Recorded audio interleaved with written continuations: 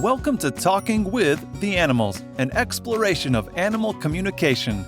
Join animal communicator, craniosacral therapist, and NES practitioner Caroline Pope as she discusses how to understand other species as they truly are, not just from the human perspective. That's right, Mecco. Discover how communicating with our four-legged friends can open up a whole new world for both of you. And now, your host and Australia's most recognized and well-known animal communicator, Caroline Pope.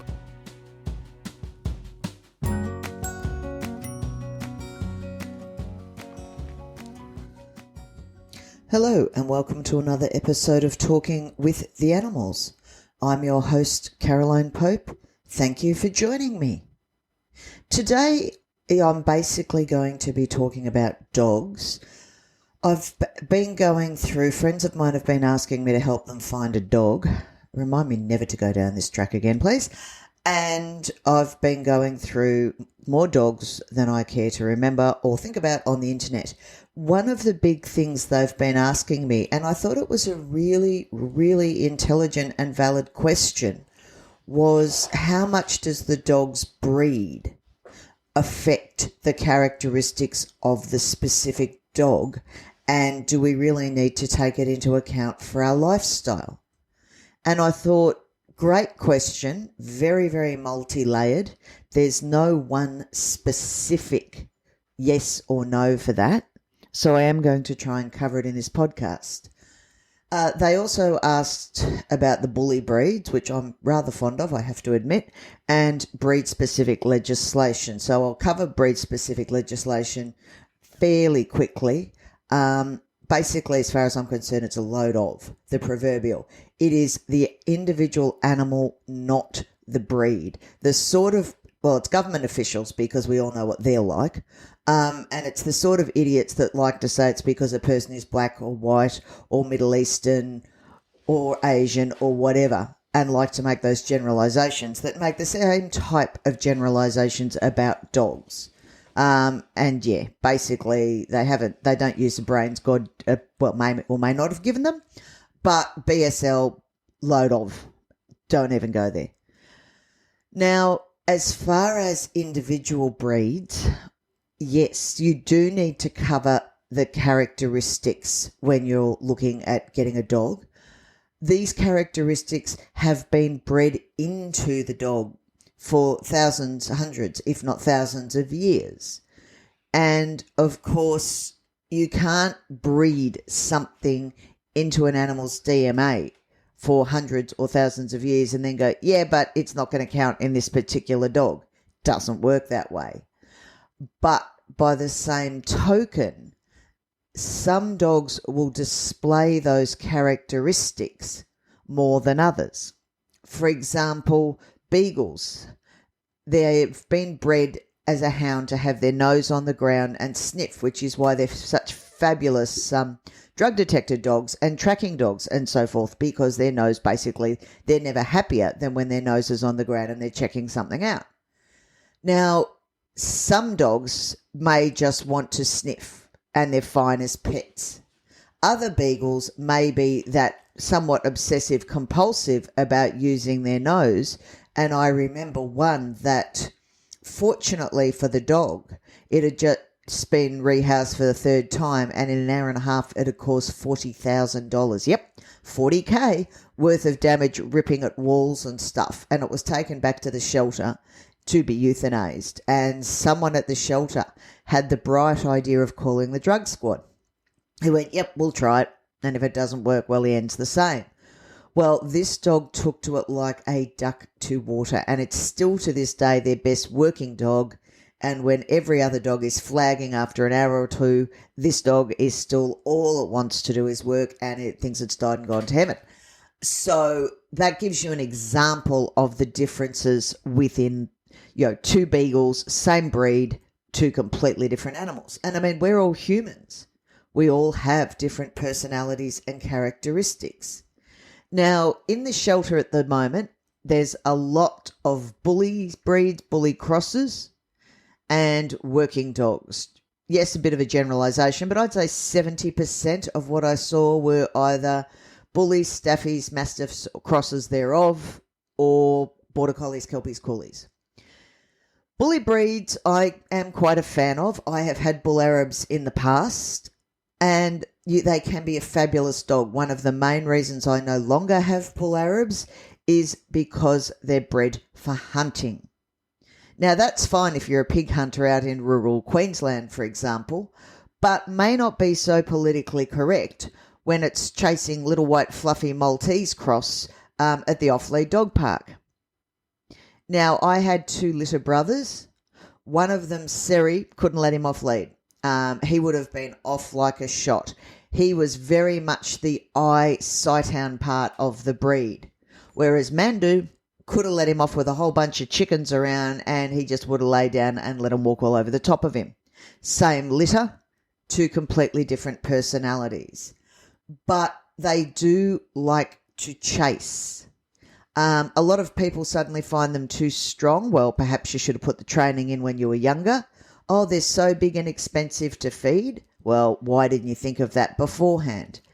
I am the first to say in the rental crisis right now, in the homing crisis, that it's really, really damn hard to get a home at the moment. And it's not, me personally, I'll be living in my car. There's not a snowball's chance in hell I will ever give up my dog, but that's one reason at the moment I do understand why people give up a dog. And that's not a decision I envy them. And sometimes it is better for the dog. But the majority of what's in the pound at the moment are simply because people don't think, or the old, oh, well, it's disposable, I'll get it, and if I don't like it, I'll just dump it. I don't know what you think you're teaching your kids, people, but my child didn't like it. Well, I sincerely hope as you get older they don't like you either and throw you in old people's home, preferably one that doesn't treat their residents particularly well. That would be the karma train coming back. Sorry, that is a rant, but it is one of my all-time hatreds. Now, the bully breeds, the staffies, etc., people hate pit bulls in particular. I am a pity lover, I've got to say. All the people, but they'll kill other dogs. There is a bit of truth in that. If you go back through the history, they were also known as the nanny dog, and you're not going to get anything better or more loyal than a pity. However, they are bred to fight, as are staffies, as are English bullies. When I was 16, many years ago, I worked at the St Kilda Vet Clinic, and the police used to regularly bring in, there weren't staffies in those days, they were the English bull terriers. They used to bring the English bullies in when they captured them for the fighting rings. We had to hold on to 5 for 2 or 3 weeks at the vet clinic at one stage. Of course, things were quite different back then.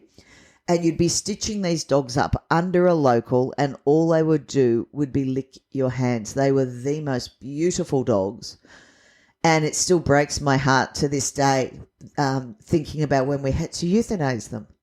But you couldn't keep them. These dogs had both the environment and the hereditary that every time they saw any type of dog, they'd try and kill it. There was only one ending for them. It was the kindest thing for them as well. But others that may have been in their litters that hadn't gone through the dog fighting rings may well have made fabulous pets. But if you do take on a bully breed, and also Akitas and ones like that, they were bred for fighting. Anything that's been bred for fighting or eating, temperament's usually going to be left out of it there, folks. So you've got to keep that in mind.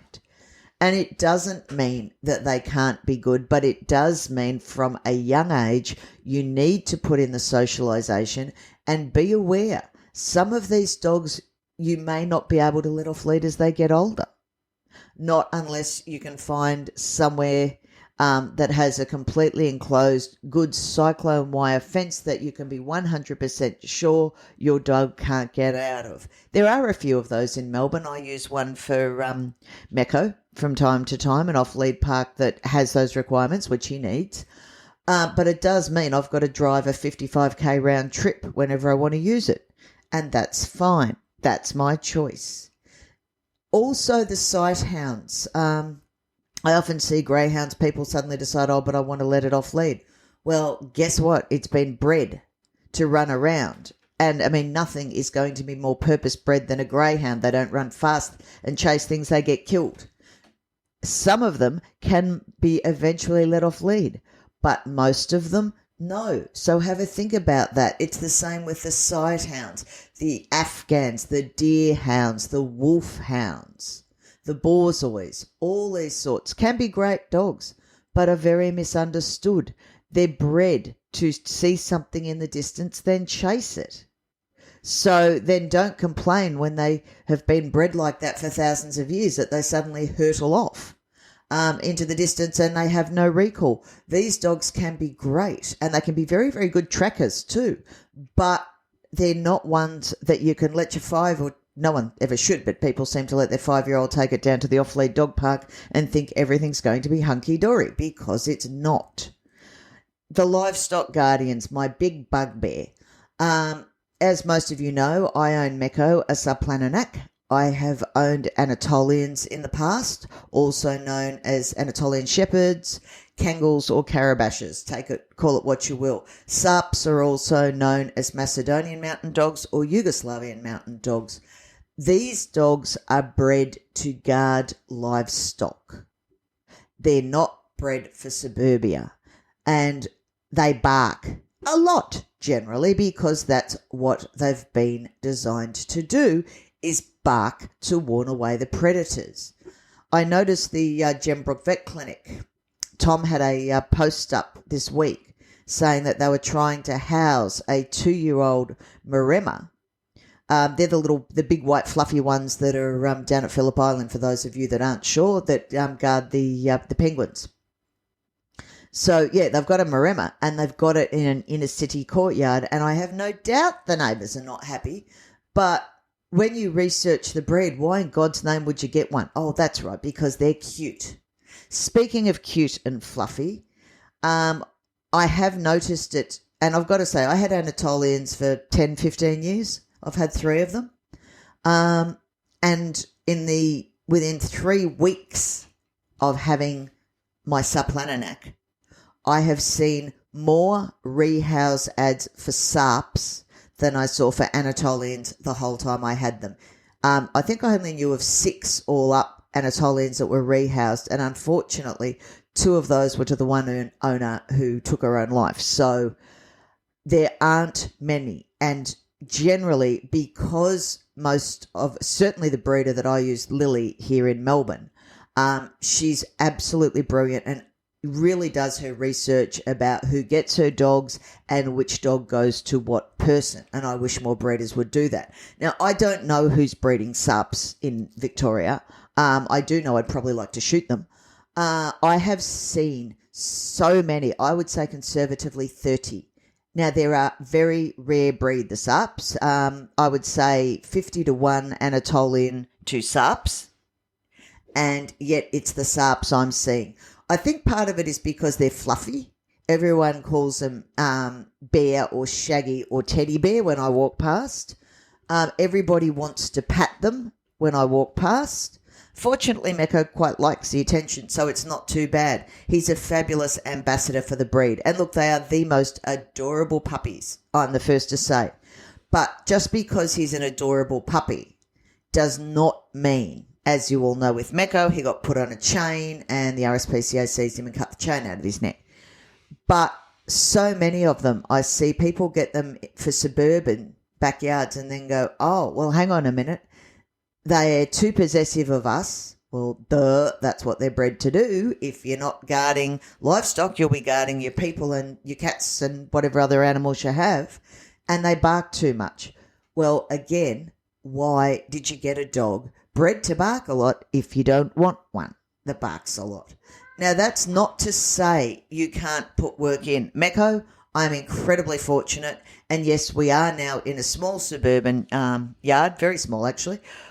But he's perfectly happy, and most of the time the neighbours don't even know he's there. He is that quiet. But it's being aware, and yes, he is also, because of his injuries, his history, he is also slightly different, and managing his pain and his pain levels isn't ongoing. But it doesn't mean it can't be done. It means you put in more work. The working breeds that I'm seeing at the moment in the pounds, lots and lots of border collies and border collie crosses, lots and lots of kelpies, and unfortunately now we're starting to see a lot of coolies as well. These are high energy working dogs. And look, I'm the first to say there's nothing more beautiful than looking at a well-groomed, well-trained border collie. They are a stunning dog.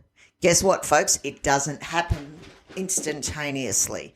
You have to put in the work. And all these people that have got these dogs in lockdown, someone says they're high energy. That's why I've had pointers in the past. Fabulous dog, fabulous family dog. We'll never have another. I don't have the tolerance, the time, or the energy for a high energy dog. I'm realistic about what I get. And these dogs, I see so many of them in tiny little courtyards that now bark or dig because they're bored and frustrated now that people have gone back to work. People haven't put the time or the training in. And it's like a very bright child. The more smart or the smarter they are, the more important it is to get them to use their brain so they don't act up in school.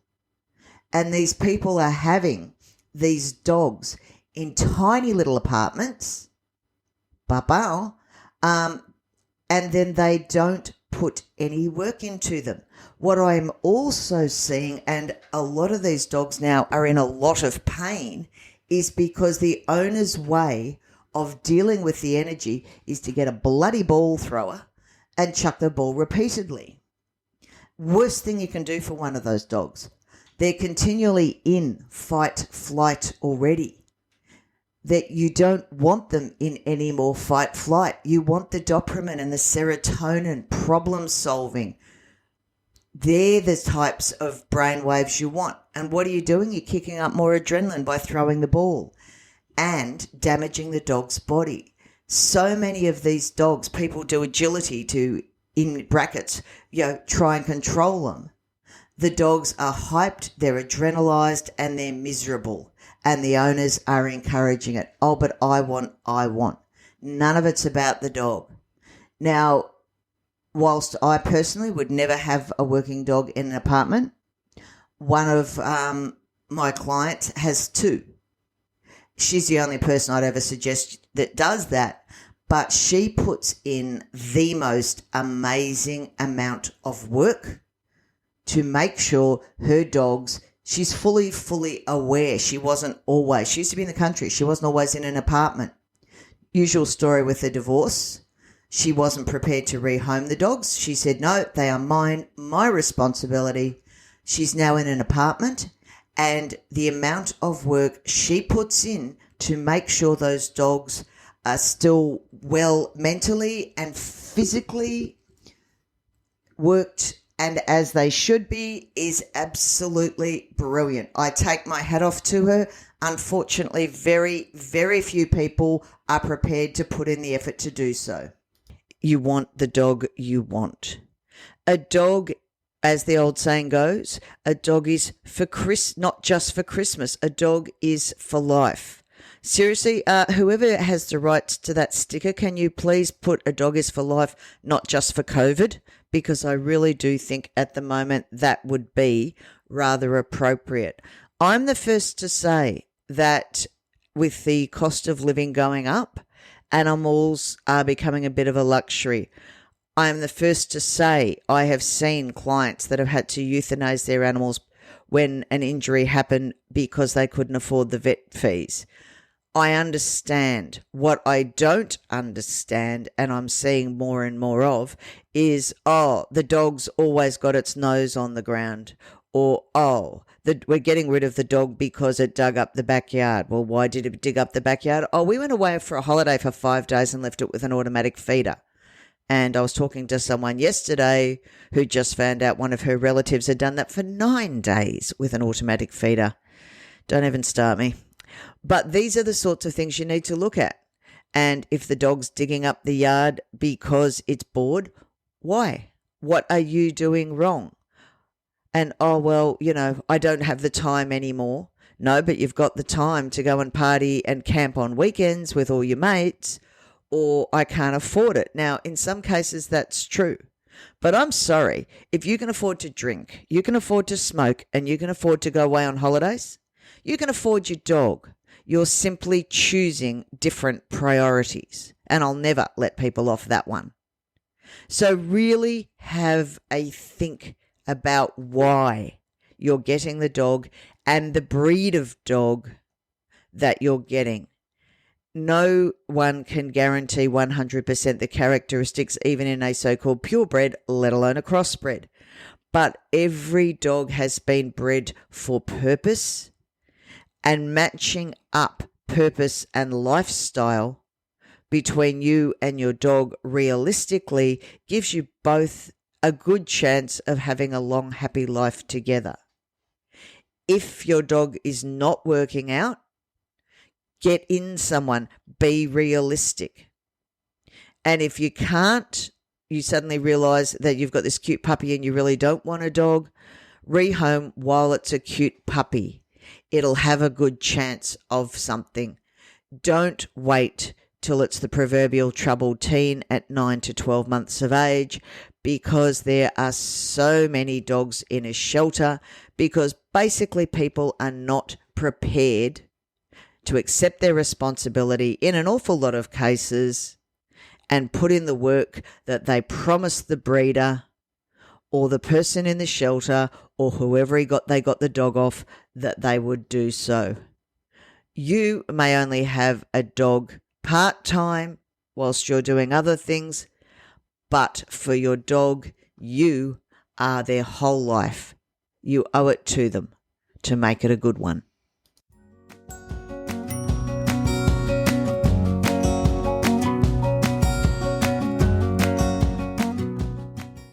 Thank you for listening to this episode of Talking with the Animals.